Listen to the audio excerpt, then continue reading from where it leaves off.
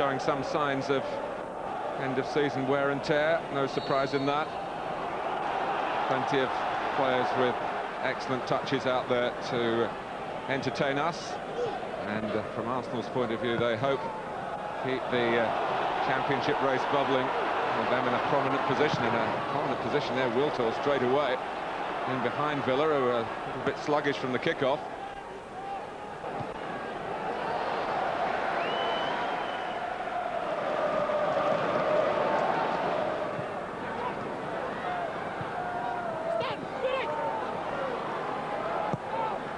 In from Staunton, met by Campbell.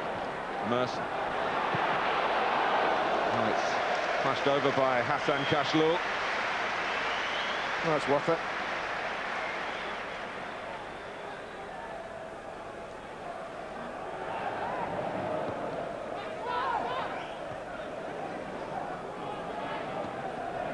Wiltor. Vieira. Dealt with by J. Lloyd Samuel. Nice juggling of the ball by Vieira, and he was fouled by Boateng. Steve Dunn is the referee. A late change to bring him into the picture. Peter Jones, the original choice, pulled out on Friday through injury.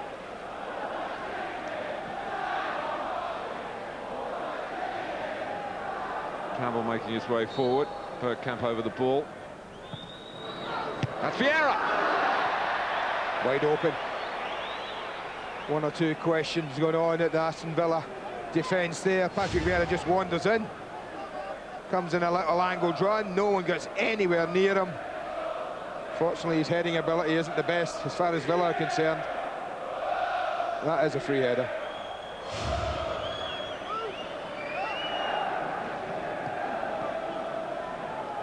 Samuel.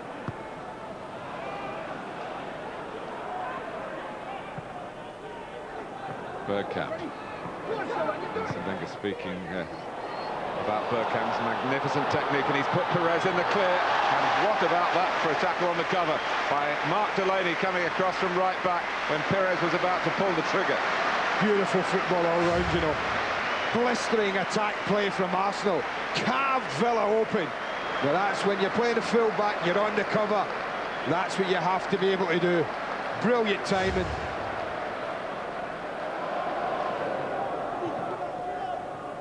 Edu, who scored in the cup game at St James's Park last weekend.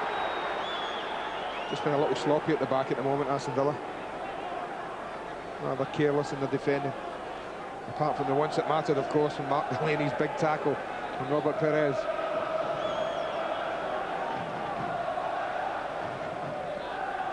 Stepanovs has loped forward again.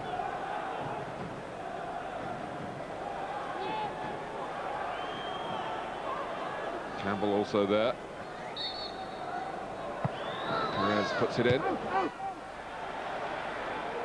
Drops for Edu. The referee says the feet high challenge was dangerous play. That's what he's indicating. Indirect free kick. Feet are up. Oh, they're up waist high. It's not often given in this country.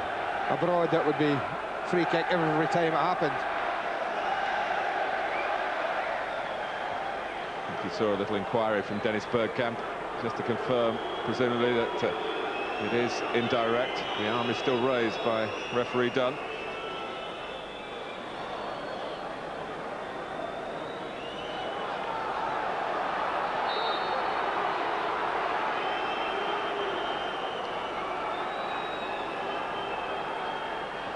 Wiltor teed up.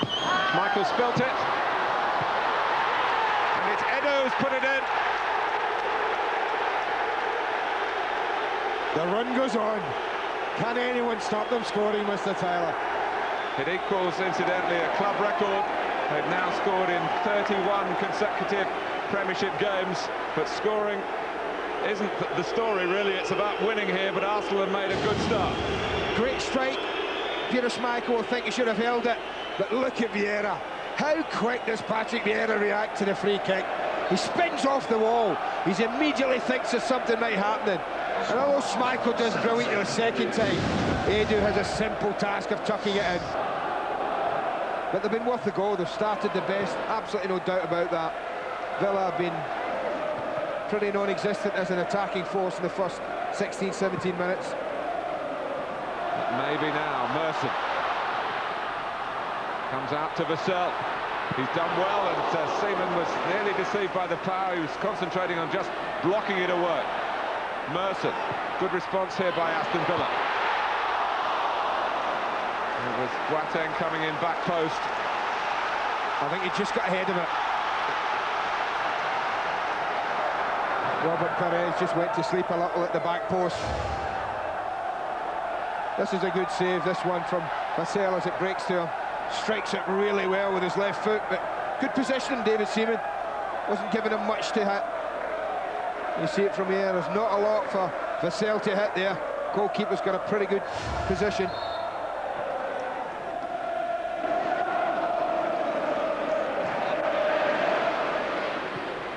Delaney. Merson again. Comes to Merson again.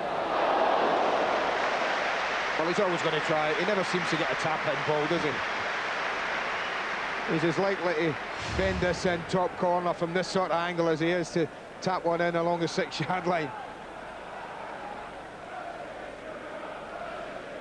Decent effort. He was playing down the fact that it was Arsenal before the game. Been away a good few years now, left getting on for 5 years ago. In fact, he scored 99 goals for the Gunners. There must have been 1 or 2 tap-ins amongst those, I guess. I didn't see them.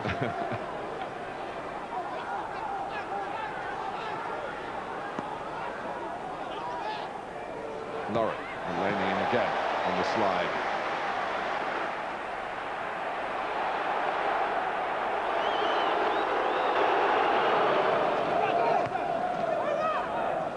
Vassell.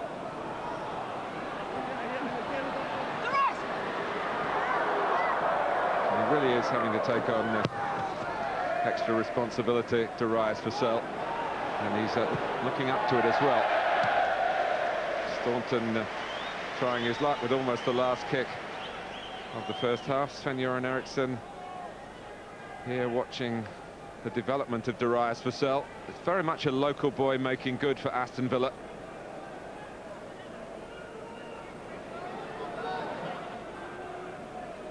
Only scored 11 league goals before he scored his first goal for England. He hasn't scored here today, but Edu has his first Premiership goal for Arsenal, who were well worth it at that stage. More difficult for them as the half developed. They've got 1 or 2 injuries to check out at half-time. The pride of Peter Schmeichel injured, maybe. He was culpable as Arsenal scored. By that goal, they lead at Villa Park at the break. 7 years since Arsenal did beat Aston Villa here at Villa Park. They haven't done a league double over them for 15 years. It would be a league double if they win this one. Just looking quickly, you see Paul Merson receiving the ball there, Martin, right on the touchline. I don't know, up at Old Trafford, did Hadji play off the front there? He did. Well, I think they put Dublin up there, they're sticking Hadji up there alongside him. Merson's now going to play this right-hand side. Here's Dublin, of whom not much has been seen recently. The odd cameo appearance as a substitute. Well, he's got a full half to show that he can still do it at this level. The player's scored 96 Premiership goals, and beginning in an encouraging way, and certainly lifting the spirits of the Villa fans.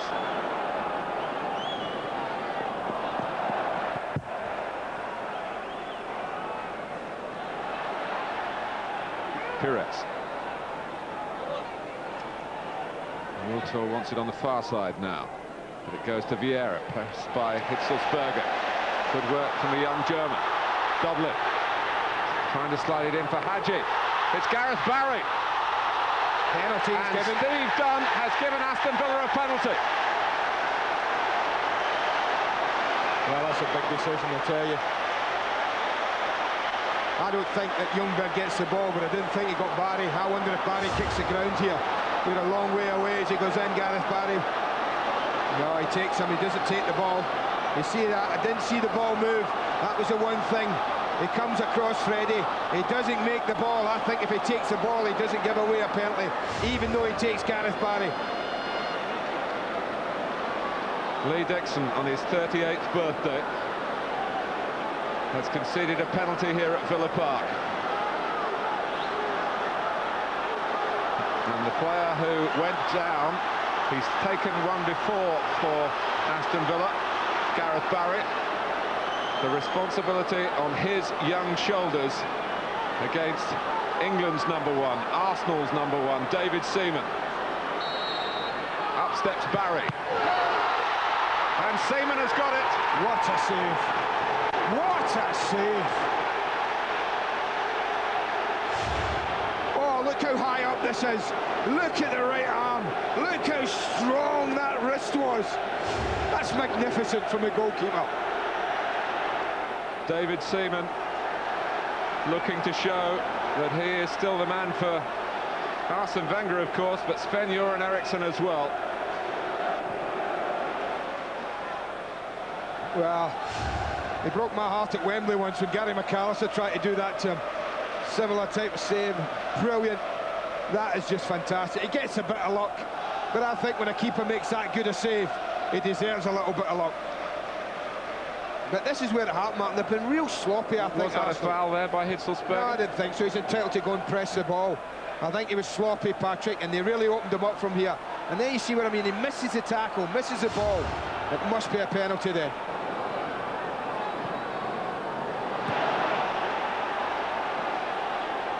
Well, I said that the top three are playing cup football. This is turning into a bit of a cup tie.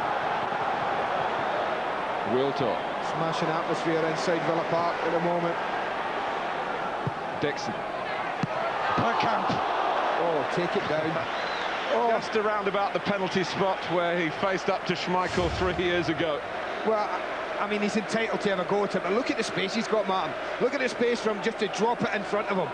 Cushion, and then hit. He rather hits him in the shin. Just didn't realise how much time he had.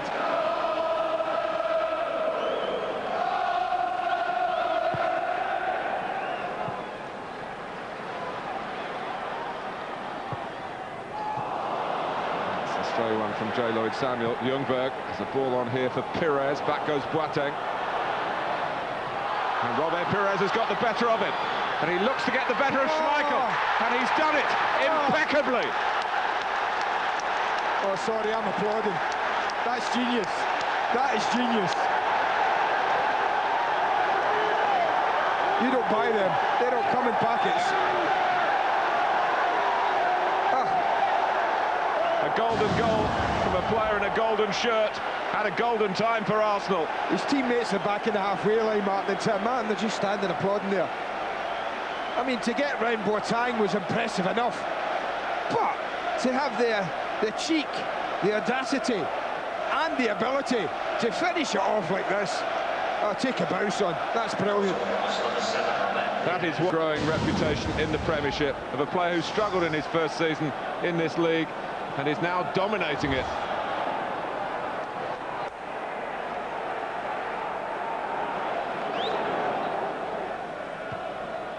Dixon. Was it Samuel who gave the ball away in the first place on that far side? But I don't think he could have imagined what would have happened with the peerless Pires. I mean, the game's alive. Don't make any mistake that the game's over. And that's it at 2-0. It isn't. Villa are a threat, have been a threat since the second half started.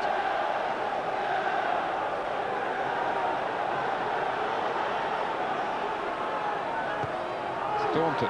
Dublin! Oh, made for him. Made for the big man. Well, I said they can't win every header. This is about the first they haven't. Dublin, middle of goal. Oh, that's unlike the big man.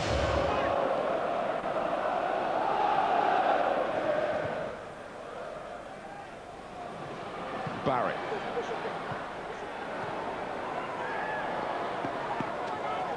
Hadji playing with a sense of purpose you'd expect from a player. Dublin scores from this cross.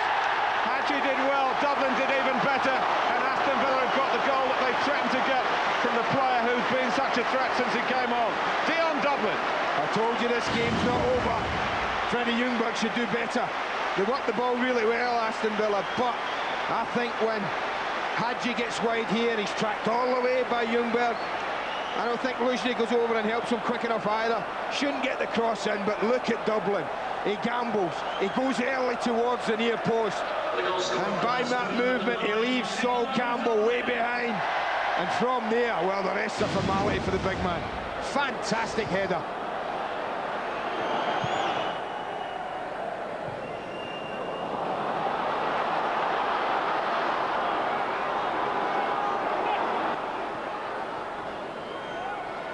Barry, Hitzelsberger. Can come right. To Delaney. And Melberg to join in the middle. Slung in by Mark Delaney. Dublin. Oh, great reach in the air by Campbell. Hadji was in behind him otherwise. Important reach. Important. Staunton unmarked. Time to take a touch. When he's gone back wide again to get a better angle for the ball in from J. Lloyd Samuel. Met by Edu. All Arsenal need to do is clear now and move out, but they've only cleared it out of play. Nail-biting ending here.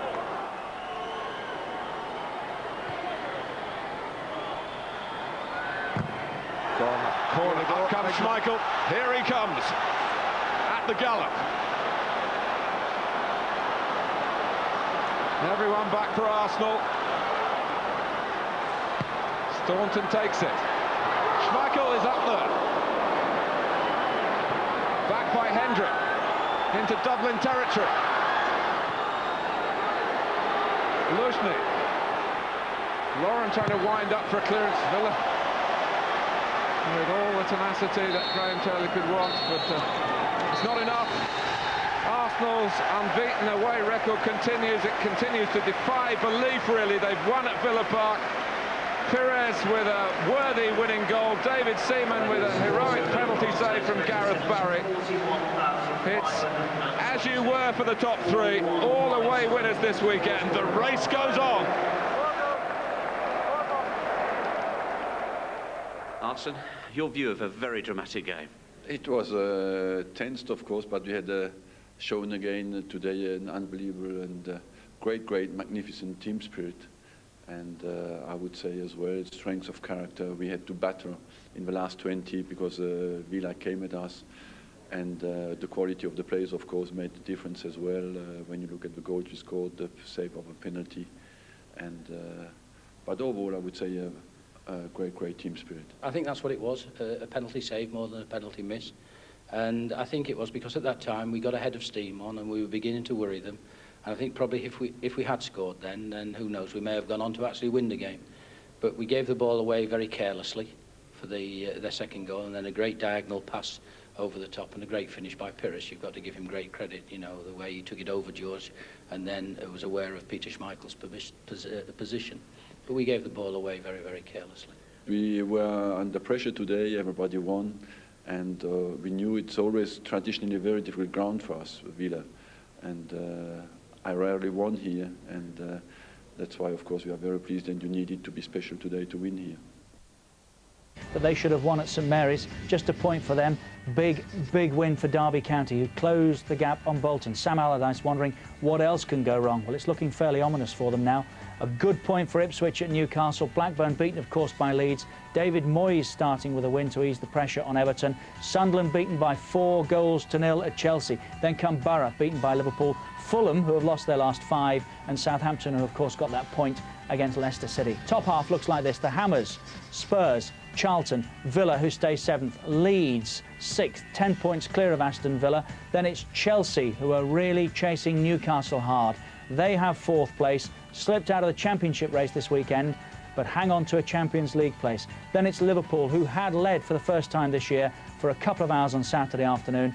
Arsenal, who retook 2nd place on Sunday. They have a game in hand on both the other 2 challengers, and it's Manchester United top after that 5-3 win at West Ham.